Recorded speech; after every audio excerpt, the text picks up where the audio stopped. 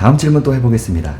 1편에서 저희가 감정이 앞서는 투자가 위험한 이유, 개인 투자자들이 항상 반복하고 있는 중요한 요소 중에 하나죠.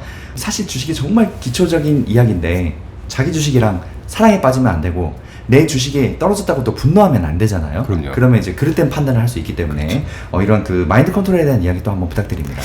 참 저는 이런 얘기가 더 어려운 것 같아요. 결국은 이것도 밸런스 있는 시각이 아닐까 싶은데 저 정말 개인적인 말씀을 좀 드려도 될까요? 제가 예전에 어떤 회사를 다니다가 회사를 나오게 됐어요. 그게 이제 제가 겪는 가장 사회생활하면서 또는 제 인생을 통틀어서 가장 큰 아픔이었어요. 의도하지 않게 회사를 나오게 됐으니까.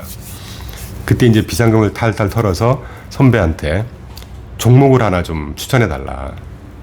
제가 삼성전자로 2000년 초반에 조금 수익을 내고 그 다음부터는 일하느라고 바빠서 주식 투자를 못했다가 그게 이제 2014년도인데 2014-15년도인데 그때 당시에요. 중국 회사들이 우리나라에 한 7개 정도가 상장을 하고 그랬었습니다. 제가 종목 언급은 안 드릴게요. 그거를 추천을 해 주시더라고요. 그래서 5천만 원을 가지고 한 방에 몰빵을 했어요. 근데 한 3개월, 한 40% 정도 수익이 나더라고요. 그러더니 중국 주식들, 그러니까 하여튼 그러고 나서 줄줄줄 빠지기 시작하는데 마이너스 75%까지 갔어요. 그 레버리지 아니고요? 네. 단일인데? 5천만 원을 몰빵을 했는데 평 매입 단가가 잊어먹지도 않습니다. 3,769원이었어요. 근데 그게 계속 흘러가더니, 그러니까 플러스 40% 갔다가 마이너스 75% 간 거니까 거의 뭐 반토막이 아니고 그거는 거의 100%가 빠져버리는 거죠. 원금 대비하면. 그때 제가 이제 정말 그때는요, 좀 젊기도 했었고 너무너무 화가 나는 거예요. 그래, 내 인생에 5천만 원 없어도 돼. 내가 이거 날릴지언정 끝까지 가보자. 다행히 그게 그때 당시에 16연상이 갔습니다. 그러니까 완전히 작전주였죠. 지금 생각하면. 그러니까 소위 잡주. 16연상이 가서 260%가 되더라고요. 수익률이. 그렇게 빠졌다가도요? 예. 자, 여러분 잘 들으세요. 그때 제 선배 주위 분들이 빨리 팔아라. 제가 그때 어떤 반응이었는 줄 아세요? 더 간다.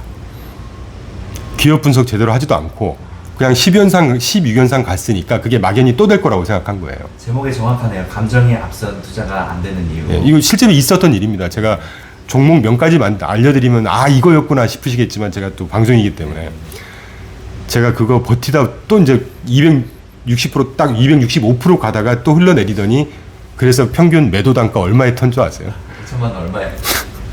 평균 매수 단가 3,769원. 평균 매도 단가 3,766원. 네. 선방했죠. 네. 손실 안 봤으니까.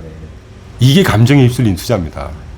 260% 갔을 때 과감하게 털었어야죠. 제가 어디 가서 그 어린 나이에 260%의 수익을 내겠습니까? 뭐 어리고 나이고 많건 어쩌건 간에 바로바로 털었어야죠. 가장 바람직한 거는 한 30% 났을 때 어느 정도 털고 또 털고 이런 게 제일 좋은 방법이라고 생각하거든요. 그 이후에 저는 뭐 종목 추천하는 사람도 아니고 저희는 종목을 갖고 자문하는 회사가 아니기 때문에 제가 여러분께 분명히 제가 그 종목을 딱 경험하고 이거 스탑로스 스탑게인이 굉장히 중요하구나. 그 이후에 뭐 I로 시작하는 우리나라 반도체 회사, 지금도 갖고 있는 A로 시작하는 어떤 회사, 지금 갖고 있는 회사는 제가 한 2년 전에 200% 먹고 나와서 분산 투자했다가 다시 지금 120% 됐거든요. 제가 그러니까 보통 어떤 분들 보면 이걸로 몇 프로 났고 막 저 절대 그런 사람 아닙니다. 저 뭐 용돈벌이 하는 그거 갖고 뭐 몇억 투자한 것도 아니고요.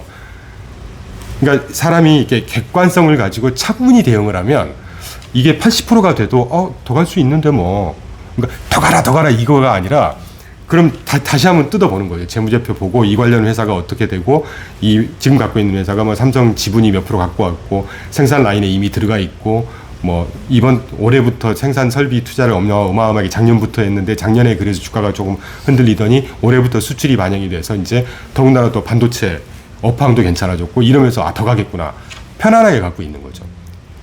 그러니까 이 정도 말씀으로 대신할게요. 제가 어떤 철학자거나 또는 많으신 선배님들처럼 고뇌의 어떤 경험이 많지는 않기 때문에 이 정도 말씀을 드리면 여러분께 좀 피부로 와닿지 않으실까 하는 생각이 듭니다. 그래서 아까 제가 그 종목 이후에는 그래도 평균 한 30%에서 한 50% 정도 용돈벌이 정도니까 항상 그때 딱 빠지고 물론 더 간 종목도 있습니다. 그렇지만 저는 만족하는 거죠.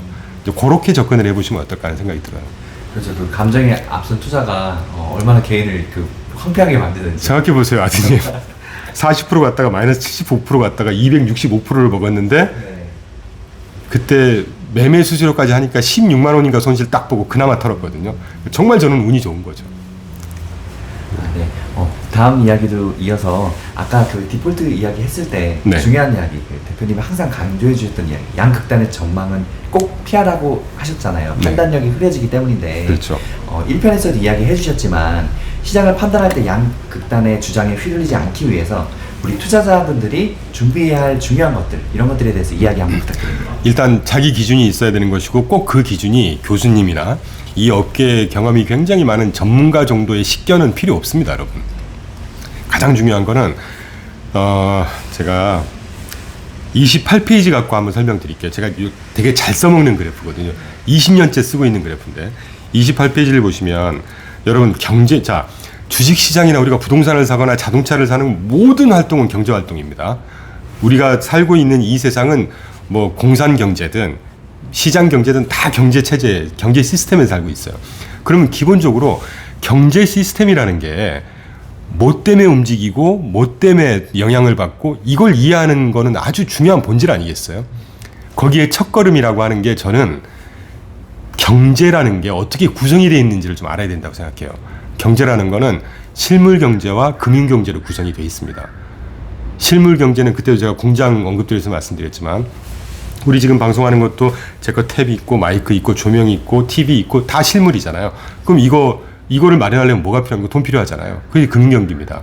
그러니까 우리나라든 어떤 나라든 간에 미국 같으면 재무부, 그리고 실물 경제를 관장하는 곳은 재무부, 금융 경제를 관장하는 곳은 패드, 우리나라 같으면 기획재정부, 한국은행. 이렇게 딱 다이카토미로 두 가지가 나눠져 있는 거거든요. 그 본질을 먼저 이해하셔야 돼요. 근데 우리가 주로 대입을 해서 해석을 하고 분석하는 시장은 금융경제 중에 하나인, 금융경제를 다 100% 반영하는 것도 아니고 금융경제 중에 일부분인 주식시장입니다. 주식시장을 갖고 경제를 다 이해하려고 그러시면 안 되죠. 경제를 불가분의 관계가 있는 게 금융시장이고 금융시장의 일부를 반영하는 게 주식시장이니까 가장 중요한 건 뭐겠습니까? 실물경제를 이해해야 되는 것이죠. 그래야 금융경제가 어떤 식으로, 예를 들면 금리를 왜 올리는지 왜 내리는지 또 앞으로 올릴 건지 내릴 건지 예측할 수가 있고, 그 예측을 하기 위해서는 또 말씀드리지만 실물경제 부분이 어떻게 움직이는지를 제대로 알아야 금융경제 부분을 이해할 수 있고 거기에 일부분을 보는 주식시장을 이해할 수가 있죠. 근데 여러분께서 항상 혼동하시는 게 이제 저의 표현입니다. 틀리더라도 이해해 주세요. 저조차도 가끔 혼동하는 게 주식시장이 워낙 빨라요. 다른 지표보다, 다른 인덱스나 다른 어떤 시장보다도 주식시장이 굉장히 빨리 반응을 합니다. 때로는 과하게 반응을 하죠. 그래서 주식시장이 굉장히 중요하다고 생각을 하는 건데 실제 경제 시스템에서는 주식시장 그렇게 중요하지 않습니다. 기업들이 자금 조달하는 창구 외에 뭐가 있습니까? 실물 경제 기반으로 본다면. 그러니까 자꾸 호도를 하면 안 되고, 그러니까 이거 자체도 실물 경제를 반영하는 또는 불가분의 관계가 있는 금융경제, 금융경제 중에 일부인 주식시장, 주식시장에서 떠드는 레토릭, 이분 제 말도 마찬가지예요. 떠드는 이 레토릭에 너무 휩쓸려 버리면 주식시장도 제대로 이해가 안 되고, 이해가 안 된다기보다는 방향성을 잡기가 힘들고, 그게 일부 반영하는 더 큰 금융시장도 이해하거나 대응하기 더 힘들어지고, 이거와 또 불가분의 관계가 있는 실물경제는 더욱이 더 모르겠죠. 제가 볼 때 25년 동안 깨달은 게 이건 것 같아요. 그러니까 주식시장이 워낙 빠르고 워낙 이슈화가 많이 되다 보니까, 또 이게 돈 관련한 거니까, 그러니까 더 이게 본질인 것처럼 이해가 되지, 이게 본질 아닙니다. 주식시장은 그냥 금융경제와 실물경제를 반영하는 일부분일 뿐이에요. 그러니까 제가 좀 장황하게 설명을 드리니 이게 굉장히 중요한 거기 때문에 그렇습니다. 그래서 28페이지에 제가 그래서 이 두 개의 그래프를 그래서 그려놓은 거거든요. 주황색 그래프가 실물경기라고 한다면 이 군청색 그래프가 금융경기라고 하죠. 주식시장이라고 하죠. 실물경제는 완만하게 움직입니다. 지난번에 제가 왜 되게 좋아하셨던 표현, 경제는 생물과도 같다는 말씀을 드렸잖아요. 실물경제가 주식시장이 오르락 내리락 하는 것처럼 1년에 막 변동성 25%, 20% 막 마이너스 30% 갔다가 플러스 50% 가고, 이게 경제가 말이 됩니까? 실물경제가 그렇다 그러면 그거는 끝납니다. 얘기가 안 돼요. 어떤 경제 주체에 살아남을 수 없어요. 그런 데서는. 다만 금융 경제 중에 주식 시장이 좀 과하게 빨리 반영하는 거일 뿐이죠. 그러면 주식 시장도 결국은 실물 경제를 반영하는 건데 주식 시장의 움직임에 호도돼서 주식이 이렇게 올랐으니까 계속 좋을 거고 이렇게 빠졌으니까 정말 큰 일이 날 거고 이거 자체가 양극단에 휩쓸린다는 얘기입니다. 그럴 바에는 차라리 실물 경제를 보시라는 거죠.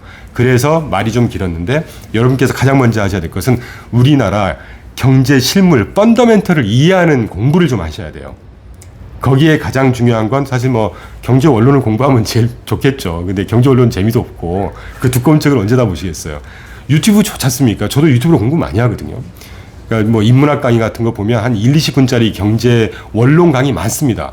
여러분, 제가 경제학 전공했고 대학원에서 이제 국제 경제 정치 이런 걸 전공했는데 그래 제가 좀 안 되는 계제지만 말씀드립니다. 경제 원론 시간 되시면 꼭 틈틈이 보십시오. 출퇴근 시간에 꼭 보시고 자기 전에 들어보시고 그러면 경제가 별게 아니구나. 아주 심플하네.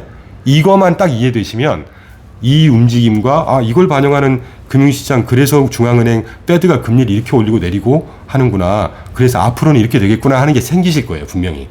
거기에 저희 같은 사람들 말 또 저보다 훨씬 더 훌륭하신 분들의 유튜브의 어떤 강의 이런 걸 들으셔서 믹스하시면 훨씬 도움이 되지 않을까 하는 생각이 들어요. 네.